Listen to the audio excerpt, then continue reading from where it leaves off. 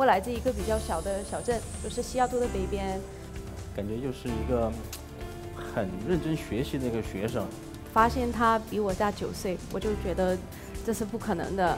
要为了自己的幸福，为了自己的婚姻，你要去努力的去做它。你就说我要掳走你的女儿，对，他答应了吗？他没有拒绝。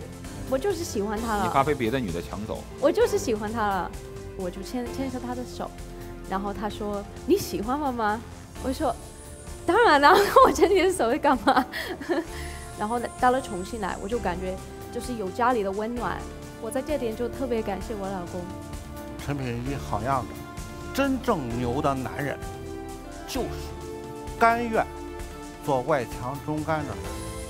谢谢你在这里陪我度过了1年又1年。我觉得有你，我就很幸福。I love you. Love you too.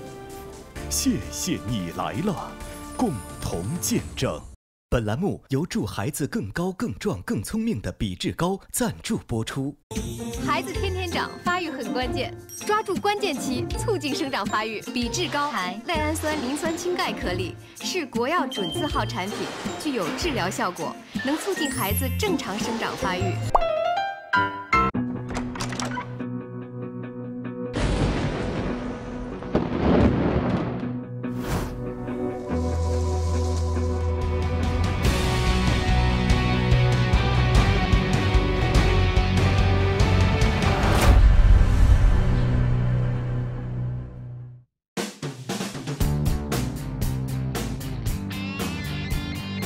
有请主持人涂磊。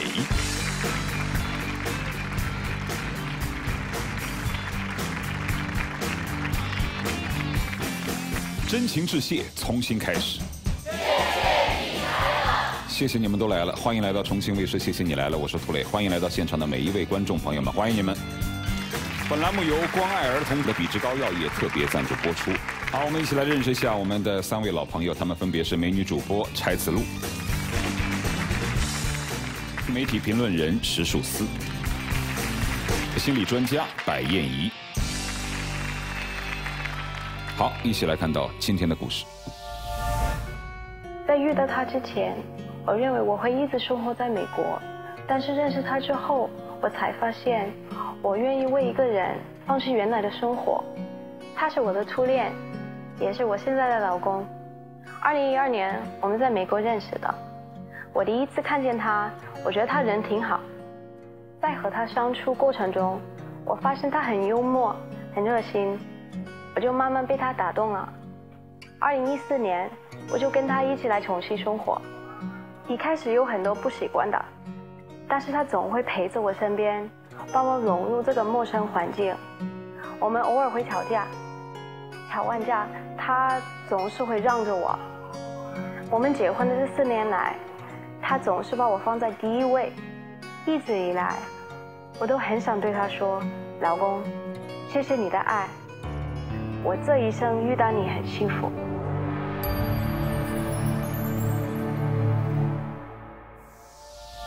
来，我们掌声有请被感谢人丈夫陈品一。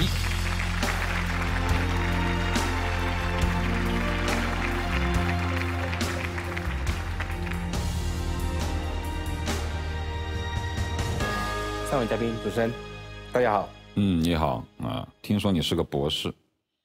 听说而已。那是不是嘛？真的是，真的是就是嘛。但我觉得你最荣耀的不应该是说你是个博士，而是你成功的把一个漂亮的美国女人娶回家。那也是我导师最荣耀的地方。你导师介绍的？不是，我导师给了我机会去美国交换学习。他自己努力获得的啊！找一个这个白皮肤的女人做老婆，什么感受？和所有天下有幸福婚姻生活的老公一样。来，我们掌声有请感谢人朱丽叶。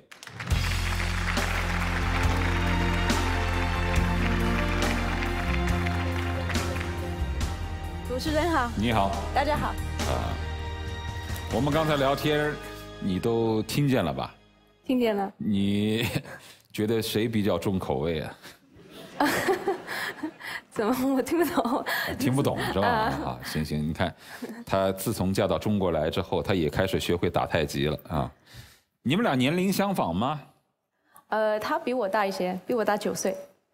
大9岁？嗯。他多少年？83年啊。83年，我92这么巧，我比我老婆也大9岁，正好啊。那你认识他那一年你多大呢？19岁，他28，当时。你是在哪儿认识的他？是在美国，他就是做那个交换博士，然后我当时还读本科啊，我们同一个大学上。你在西雅图？对。啊，你们俩是怎样一个机缘巧合碰上了呢？当时我是学的中文专业，但是中文就比较差，当时因为你现在中文很好啊。我是当时因为我来自一个比较小的小镇，就是西雅图的北边，那边就基本上没有中国人。读高1的时候开始学中文，但是你知道吗？高1就学中文？你为什么要学中文呢？高1？因为我们学校是要求我们要学一门外语。哦，那你为什么选择中文呢？就比较有意思。大2那年，因为一个活动你认识了他啊？因为能说说那个时候的那一天的场景吗？我才读大学的时候，就是中文很差，我是全班里面就是中文最差的人。别的学生他们都有中国朋友啊，他们都去过中国了，我就完全没法交流，就很丢脸。就上课，当时就很想就是学好中文，所以我就找任何的机会就跟中国人打交道，然后就可以有一些环境去练习说中文。所以你就去参加了那个活动。对，那个活动主要是中国人比较多。你第一眼看到他的时候是什么感觉？就是肯定就感觉他比较帅。那不，我们印象当中都觉得外国男人的轮廓更立体一些，更好看一点。就是在美国长大，就是到处都是美国人嘛。啊。但是他就不一样了，就是稀奇一点。知道。那这小伙子在我们这中国也就一般的啊，但他们是帅哥啊。比我们俩还是差一点啊！我们肯定会觉得黑头发、黑眼睛比较好看嘛啊！因为我们全部都是这种金头发、蓝眼睛，就没什么意义了。我们多少女生为了蓝眼睛还戴美瞳呢哈？人家说哎，我们这都是蓝眼睛，我们就喜欢黑眼睛。所以是很多事情不是它本身好看不好看，而是物以稀为贵啊！没见过哈，就你第一眼你就觉得帅，还有什么？我猜他的年龄，我猜他在21岁左右。他欺骗了你，长得一张娃娃脸啊！因为我一开始我一看他，我觉得哦，这个男人还可以嘛。你的第一眼就是喜欢上了呗？我有一点喜欢。这好啊，那你第一眼看见他是什么印象？感觉就是一个很认真学习的一个学生。他在那个美国女孩当中也算是普通的吧？在美国女生当中也算漂亮的。美国女孩不都是金头发、蓝眼睛吗？任何时候我都应该说我的老婆是很漂亮的。那这么说来，他对你一见钟情，你对他只是稍有好感，也算吧。那个时候我年龄比较大的，28岁了。啊，也不大，28岁。那你向他表白了没有呢？你们不是一般来说外国女孩很直接的吗？发现他比我大9岁，我就觉得这是不可能的。不是吧？你们还介意这个啊？因为我当时我从来没有过男朋友了。你是第一次啊？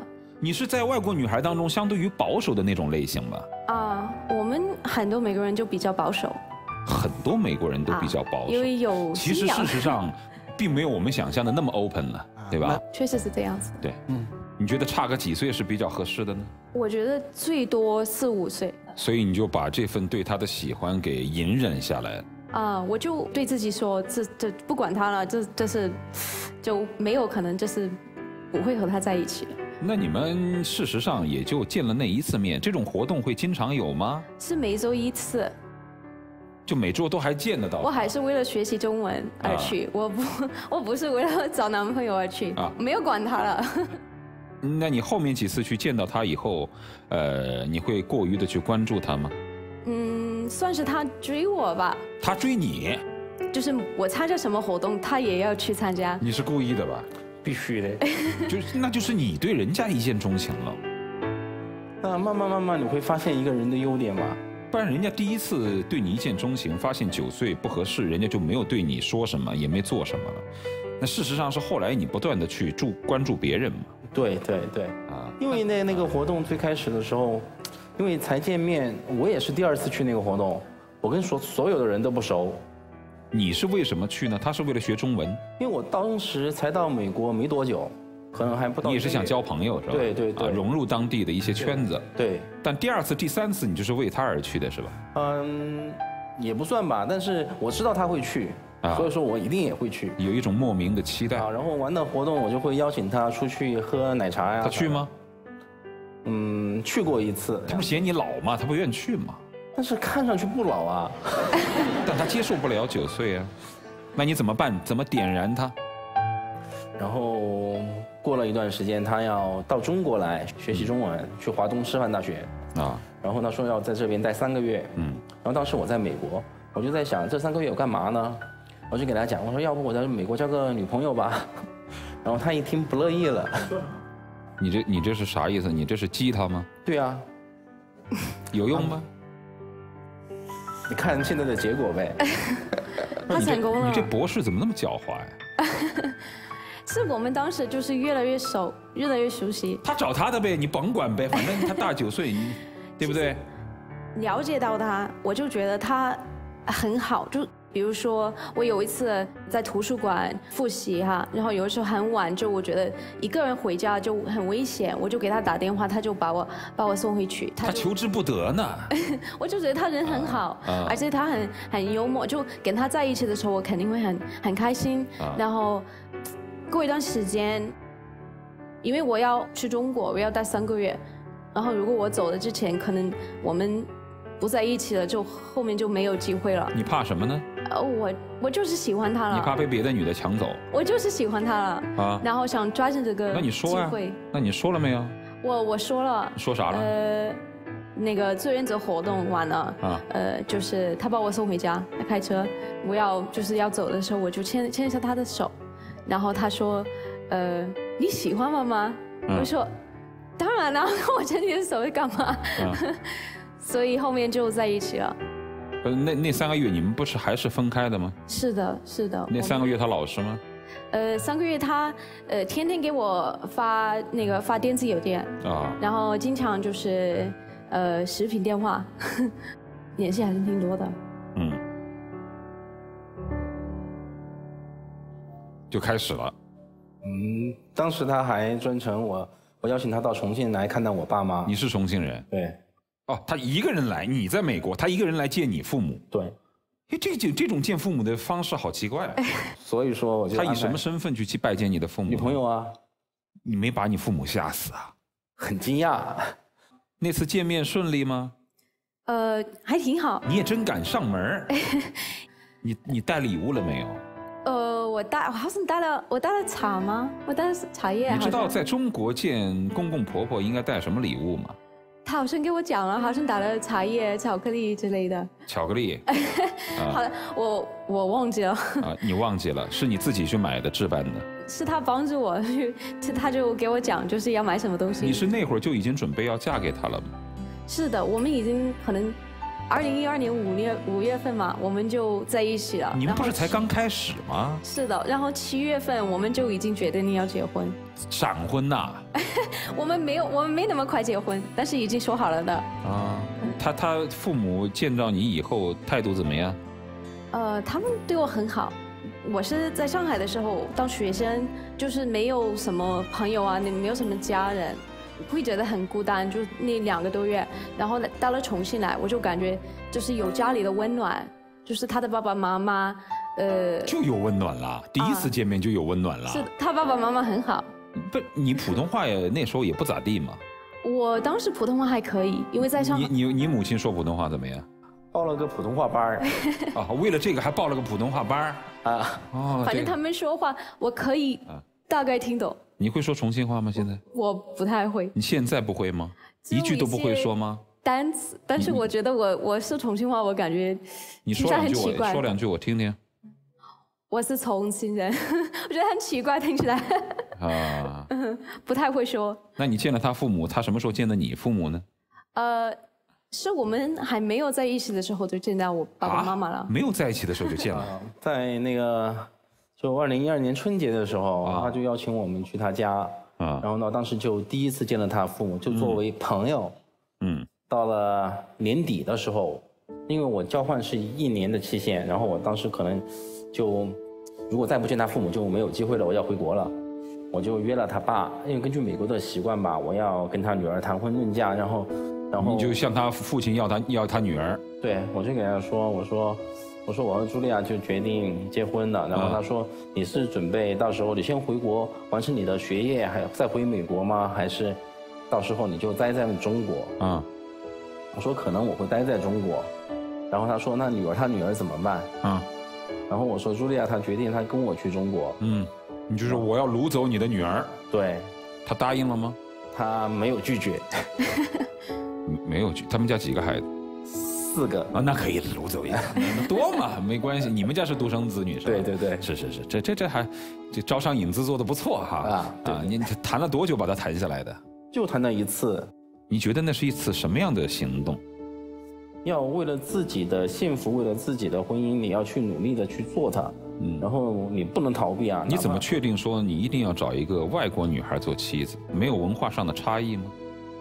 其实之前我在国外待了过5年，其实文化差异上倒不是特别多，除了后来就是结了婚之后生到孩子之后的那些问题。就平时我们的生活上基本上都还好。喜欢中国，喜欢中国文化，和要嫁到中国来做中国的儿媳妇儿，这是2件事，这还是需要很慎重的决定的。你害怕吗？我没有害怕但是一开始很不习惯。哪些方面不习惯？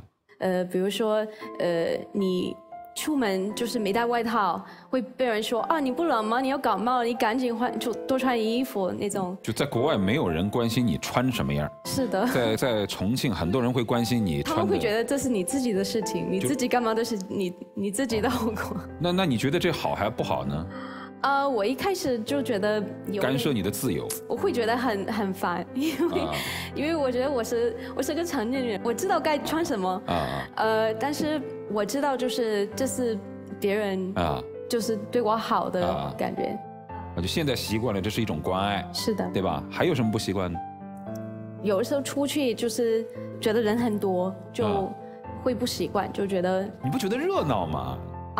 还可以，现在还可以，我就慢慢习惯了。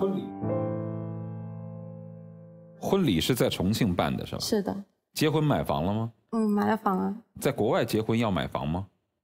不用。租房子也行。你穿的是西式还是中式的？都穿了，我穿了一个旗袍，还有一个婚纱。你对婚礼的最大的要求是什么？有什么要求？我就是有时候婚礼就是太忙没时间吃，我一定要有时间吃东西，要不然我会昏倒了。好奇怪的。对他们家有这个基因好像就是饿了之后容易低血糖，不是容易那个啥生气。我们这是饿了没时间生气，没力气生气。你婚后跟婆婆处的还好吗？其实有了孩子之前没什么太大矛盾，我们现在有2个孩子，但是有了孩子之前我们还自然流产了1次了。还流产了1次，为什么呀？为什么流产？它是自然淘汰嘛。就是本来几个月发现停止胎心的嘛？2个多月。2个多月然后我妈就认为我们家有一条大狼狗。中国的家长很多都是那种，就一旦怀孕就要求你把你的宠物处理掉，怕有弓形虫嘛。但是那个是猫所携带的因为中国的家长他们始终就觉得为了下一代吧就要排除所有的风险。但是呢，根据他美国的那种观念呢，宠物是家里的一个成员，是吧？就你一旦养了它，不能抛弃它，那犯法的。对，在国外。然后呢，就我爸妈呢坚持就要把宠物给送掉。那怎么办呢？然后就闹得很不愉快。开会，对，开会。他大洋彼岸，他咋开啊？开视频会议啊？对啊，开视频会议，你爸妈也听不懂英文呢。我翻译我爸妈，他翻译他爸妈。好麻烦这会啊！对呀，这会开了多久啊？开了1个多小时吧。这翻译需要花时间。对，而且有些翻译还不能直翻，你还得委婉一点。对。开会的结果呢？然后最后这个会开了也白开。这到底狗是走了还是没走？没走，现在还和我们一块儿。你胜利了，你爸妈胜利了。哦。但是我特别想说的是，你父母为什么会妥协？那是因为他想了个办法。啊。他想了个办法，你媳妇还有招？啥招啊？他写了一封信给我妈。就是我们那个家庭会议哈，其实没成功，最后就是他妈妈哭了，就是我婆婆她哭了，她说担心你吗？她很担心，她说看你觉得狗比小孩还要重要一些，然后我就没有办法，我只能妥协吧。其实你是把狗看得比小孩重要吗？不是，我觉得都是我们家里的成员。你狗狗叫什么名字 ？Damon。啊 ？Damon。它没有中文名嘛，都叫戴蒙。戴蒙。呆萌，呆萌，又呆又萌，呆萌，还有点意思。是母公狗还是母狗啊？然后后面公狗啊，公狗对。然后后面我就想了一个办法，就是给他们写一封信。为什么要选择写信呢？因为我跟他们面对面说不出来。对，我要哭，或者说不清楚，就是语言问题嘛。然后我就决定了要给他们写，用中文还是英文？我一开始我用英文写的，然后我自己就翻译成中文的，但是中文写得很乱，他就帮我修改了，润色了一下啊。是一个可能2-3个星期的时间，我们都在写，就天天就修改。你老实说，你改了哪些？基本上没有改，但是我在那个信里，我特意强调了一部分，不管怎样哈，他即使嫁到中国来。他永远是一个美国人，他的观念永远是美国，所以说我们没法改变他。那这封信有作用吗？有啊。你母亲看了以后，我妈看哭了。看哭了啊！哇，哪句话把她感动哭了？我不知道，但是我妈看完之后，然后就拿给我所有的亲戚，就我家所有的亲戚都传阅了一遍。为什么要传阅？因为我妈觉得她很感动。他感动哪儿呢？就是说，茱莉亚她避免的就是当面跟他发生对峙，或者是矛盾，但是呢，她始终坚持自己的想法。我在这点就特别感谢我老公，因为他一直都支持我，他就是站在我这边。他也没有站在你这边，他其实还是个中立的立场，他是很难做出选择。但是你知道吗？就是婆媳关系就是，老公就。他难的就是选择他媳妇儿吧，因为他妈妈要生气，但是他一直都支持我，我就特别感谢他。在中国，但凡是婆媳关系很恶劣的，都会有一个共同的特征，就这个男的很软弱，但是他一直在调节你们之间的一些问题，而且你婆婆其实说句实话挺好说话的。我们后面就生了2个健康的宝宝了。你是特别想要孩子是吗？是的，我一直都想要孩子。特别喜欢。第一个孩子是男孩女孩？哦，2个都是男孩。长得像谁呀？长得像他吧，就是整个还是一外国男孩那样是吧？有点混血吧，还是。那带孩子方面跟婆婆有没有矛盾啊？矛盾还是多。坐月子了没有啊？我没坐月子，我是就是还是要感谢我老公，他没有要求我坐月子。我不敢要求他呀。你婆婆要求了没有？他没有，因为他知道我们没有这个说法呀，我们没有这个习惯，所以我生了小孩我就想吃。该洗澡洗澡，该吃啊。我洗澡了，吃什么都吃，出门都出门了。那孩子谁带呢？我带。你婆婆没要求她来带吗？那可是大孙子啊。我们需要帮助，他就过来帮助我们，但是他们没有跟我们住一块儿。他们没有不请自来的时候吗？没有。想孙子。那是忍住了吧？那是我们我和他有个协定，就每周都把孩子送过去，送1天。你的父母肯定特别高兴。对呀。其实人家是想过来跟你们一起住的嘛。我妈和他肯定有文化上的差异啊，所以说那种尽量避免，就是说长期生活在一起。对，这点你是做得对的。对，应该有一定的距离。你们在中国的饮食是以中国的饮食为主，还是以国外的饮食为主？一般就是从吃中餐。你谁做？他做？我们2个都可以做，虽然你还会做中餐啊，虽然我做的很不好吃。你会做什么菜啊？我就是可以简单的炒一些菜，但是比较复杂的那种我就不行。婆婆做的饭好不好吃？好吃。那为什么不让婆婆过来跟你一起住伺候你呢？因为她太累了，我觉得，你不让她来的原因是怕她累，还是怕彼此之间会有矛盾？我觉得两年的话应该要轻松一点，不应该就是给我们就是老带孩子，还有做饭，还有做清洁。我觉得他们老年人应该休息啊、玩啊。但是你也可以吃好吃的呀，你可以轻松一点啊。我觉得还可以，只要可以吃得下就可以。所以其实你看啊，他的一些观点，很多中国的媳妇儿应该学习。他很聪明，他知道来了以后我自在了，但肯定与之带来的还会有一些问题。任何事情都有正反面。那你跟你的婆婆在短暂的周六周日相处的过程当中，对于孩子的教育会有矛盾吗？会有一些。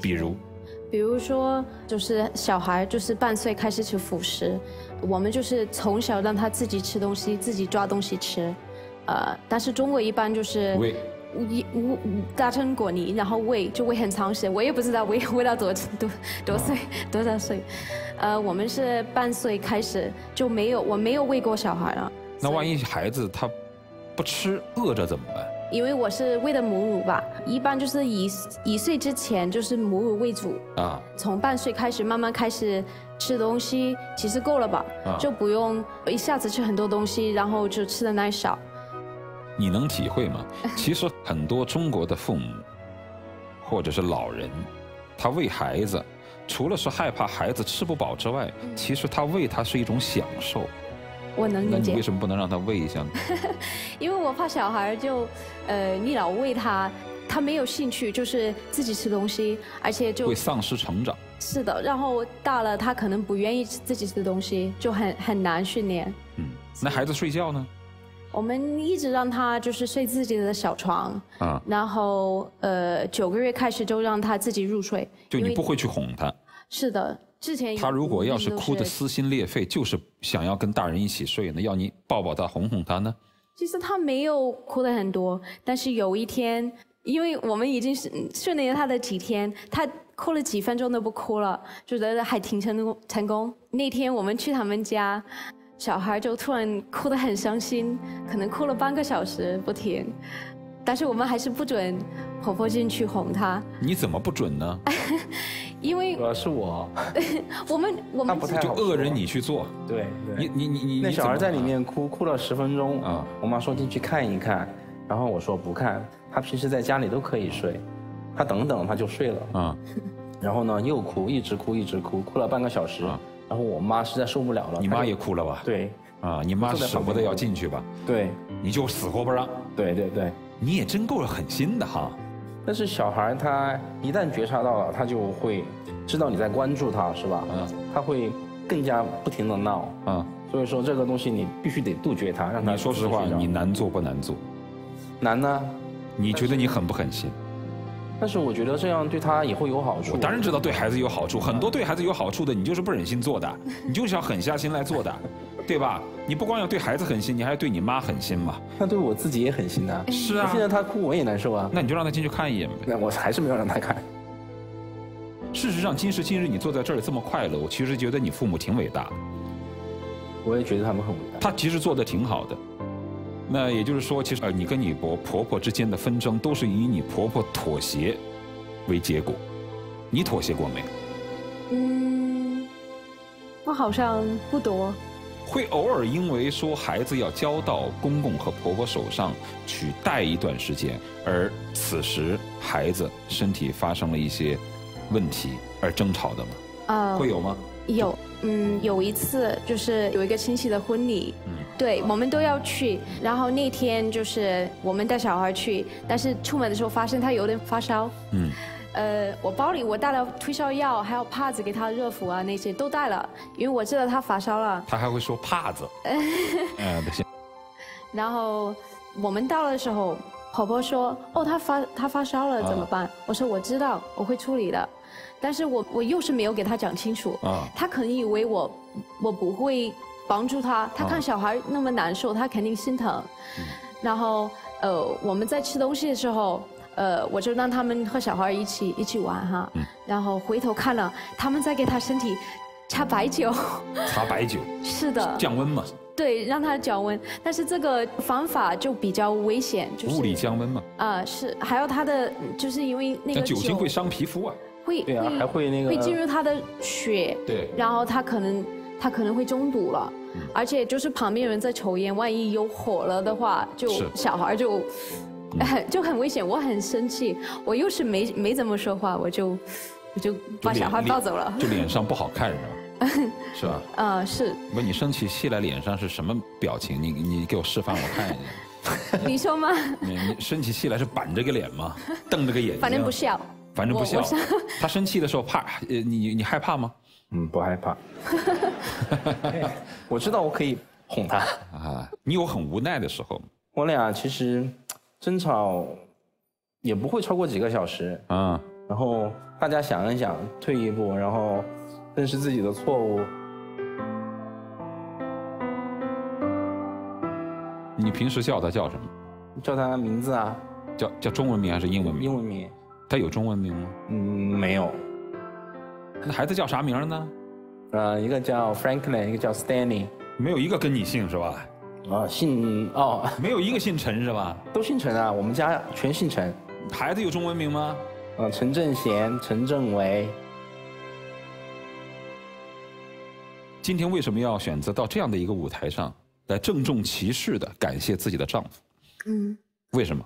我就是很感谢他，就是他一直都很就是照顾我，他很有耐心，我觉得他比别人的老公好。比如你举个例子，他比谁的老公好？就是很多老公会就是很在乎钱，老婆去买衣服呀、鞋子，就是他会生气，你怎么又花钱啊什么的。但是他一直都是你喜欢你就去买，你需要什么你就去买，随便，你不用跟我讲。那我就特别想问一下，你现在在中国你工作吗？没有。你没有工作？没有工作。你没有生小孩之前工作吗？我生小孩之前还工作了。他一个月花多少钱？反正算下来，他可能够花6、7、8千吧，也不多。你一个月挣多少钱？我一个月啊，1万2万。对呀，那你到底买了一些什么呢？我就是买一些孩子需要的东西，基本上都是吃的，买的吃的。你媳妇并不怎么花钱，咖啡也不便宜吧？其实你说你的丈夫对你好很大方，是因为你也相对节俭不浪费。对不对？这是相互的。还有什么事儿？这也不算他好。还有，他要去了解我的观点，就是他没有说，你必须要像我们中国人一样。他知道我永远就是还是个美国人。尊重你。他很尊重我，对。还有吗？我觉得都好。还有吗？还有他能为你做什么吗？我想知道，就是他做什么才会让你觉得很好。他又不是我老公，我永远满足你的要求。我所指的意思是指很多中国男人其实作为丈夫还挺称职的，不像原来很多男人都大男子主义，是吧？你喜欢重庆吗？我很喜欢。你喜欢重庆的什么？就是家里的那些聚会很热闹。你喜欢聚会？对。你喜欢人多？因为在美国，你家里团聚就是一般2、3个小时就完了那够了，2、3个小时还不够吗？是的，因为会感觉有点冷漠。但是到了重庆，就是他的家人在一起的时候，有的时候全天不止2天3天都是。你喜欢？我喜欢，我觉得。那干嘛呢？2、3天在一块儿？打麻将。你会打麻将？我不会。那你又不会，你打麻将跟你有什么关系？就是一种环境，就是大家在一起有说有笑，是的，很温暖。就你就喜欢扎堆儿呗。如果觉得无聊，他们不会说我先回家这个。但是美国就是可能就是家里团聚就会，如果无聊的话，他们就自己回家。那除了喜欢热闹之外，还有什么？还喜欢吃的了。吃的我已经提到了几次了，我很喜欢吃东西。我看出来了。没见过哪个老外这么喜欢扎堆的啊！他们不都喜欢自由嘛，空间嘛？怎么他还喜欢跟你们家人一天到晚？但是我们也有自己的空间呐，我们没有跟大家住在一块儿。然后平时聚会偶尔参加一下家里的聚会，有些事儿聊聊天挺有意思的。来重庆多少年了？5年了。中途回过美国吗？一般每年要回去1、2次。但是我现在比较习惯这边的生活。看见他们生活在重庆如此的快乐，我觉得很高兴。但我们更加值得去深究的是2种文化碰撞背后的彼此对于各自生活习性和审美的尊重。来，3位，这期节目给你们带来了什么样的想法？陈品一真的就是这样的一个男人，对，他可能做的很多事情是非常小的，但是包括他跟他母亲的有一些对抗，他始终的愿意站在你的身边。他的母亲，你的公婆，其实也是一个在很多事情上面向你妥协、很尊重你、表示退让的这样一个女人。正是因为有了他们俩，他们这样的态度，所以你才会幸福的生活在重庆。也许在外地人看来，是重庆男人是耙耳朵，但是我觉得重庆男人就是很尊重女性，没有男尊女卑的思想，他们觉得女人的地位是很高的。那句话当中的陈品一所写的那句话，就是即使她已经嫁到重庆来了，但是她的内心、她的思想永远都是一个美国人。如今你们这么幸福的来到我们的台上，我看到茱莉亚也为这个你们的幸福做出了很多的努力。有句话别人说了嘛，一个美国人嫁一个人，她就是嫁一个人，但是嫁给一个中国人，她就是嫁给了一个家庭。所以大家共同的这样往前走一步，可能才成就了你们今天。希望你们在重庆能够越来越开心吧，能够更多的去感受到这个城市带给你们的这份尊重和这份热情。谢谢你们2位到来，谢谢。其实，在你们的故事的过程当中，我不愿意更多的去想到的是来自2个不同文化背景、2个国家的人的相遇。我依然只把它还原成为2个人的相遇。我觉得，其实，在所有的婚姻当中，不管是哪一个国家的婚姻，只有最适合自己的，才是有可能去成就幸福的。所以我觉得，婚姻这个东西，其实对于自己想要的是什么，要有清晰，而不是只看到浮华表面上的那些东西。不是说因为她是一个美国女孩你才喜欢她，而是她身上那种品质。也不是因为她是一个博士，能够让你在家里边带孩子很享受比较平静快乐的生活的一个男人你喜欢他，而是因为他能带给你那种安全的、温暖的、依靠的、尊重的那样种种的那些品质。所以我觉得在婚姻当中一定要知道自己要的是什么，而不会被表面的这些光环所吸引。如果仅仅是因为这些外在的光环所吸引的话，那婚姻离幸福可能就会稍微有一些距离。所以你们2位给我带来的感觉就是，你们2位都非常的清楚自己内在最渴望的和最坚守的是什么，能够在今天谢谢你来的舞台上呈现给我们，更是一件特别幸福的事情。谢谢你们来了，谢谢，谢谢。我结婚以后从来没有觉得男女平等过，我一直在努力的为这个目标奋斗，但这不妨碍我们很幸福。尊重女性，让她们做主，不就是中国男人最独特的魅力吗？陈品一好样的，人家大老远嫁给你，不远万里当你老婆，抛家舍业，远离亲人，就得让着人家。婚姻哪有绝对的平等啊？没有平等啊！真正牛的男人，就是甘愿做外强中干的男人。牛出去牛，打下一片天地，回来，怂。包括特别强悍的主持人涂磊，就是一个外强中干的男人。你看着，哎呀 ，hold 住全场，回去老实着呢。这点我为你点赞。你们最核心的，我觉得就是面对一个差异，在很多人眼里看似不可能完成的任务 ，Mission Impossible。你们俩一起努力，去解决这个差异，去解决彼此可能遇到的问题。但我一直认为，爱不是艺术，爱更是科学。如果我没有解决问题的能力，生活是非常细碎的过程。在解决问题的过程中，感情更加的牢固，理解更加的加深，最后成为谁也离不开谁的。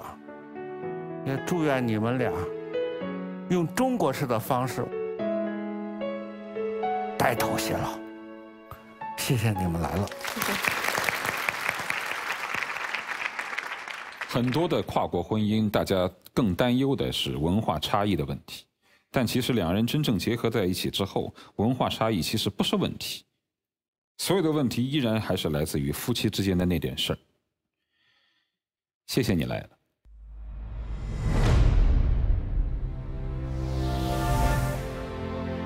老公，谢谢你来了。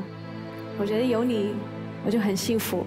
我在重庆，真的谢谢你来了，谢谢您在这里陪我度过了1年又1年，为我生儿育女，照顾孩子，对家里无微不至的照顾，对我贴心的关怀。I love you. Love you too.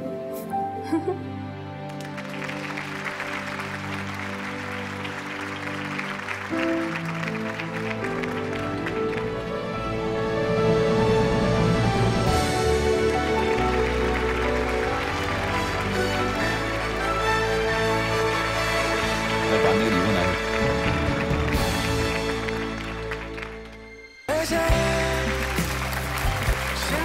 这是个，谢谢。小心台阶。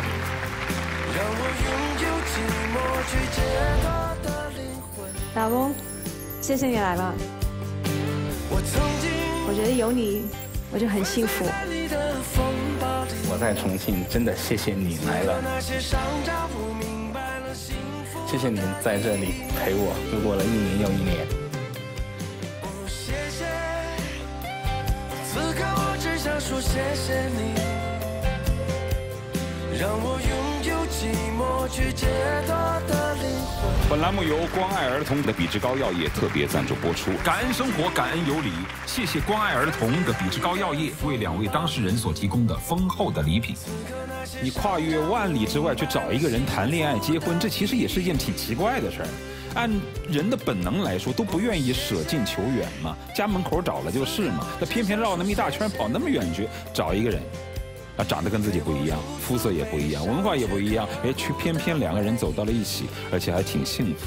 这中间要跨越的东西太多太多，要包容的东西也非常之多。如果他们都能够非常幸福的生活在一起，那我们同根同源、同文化，那为什么还不能好好的在一起生活呢？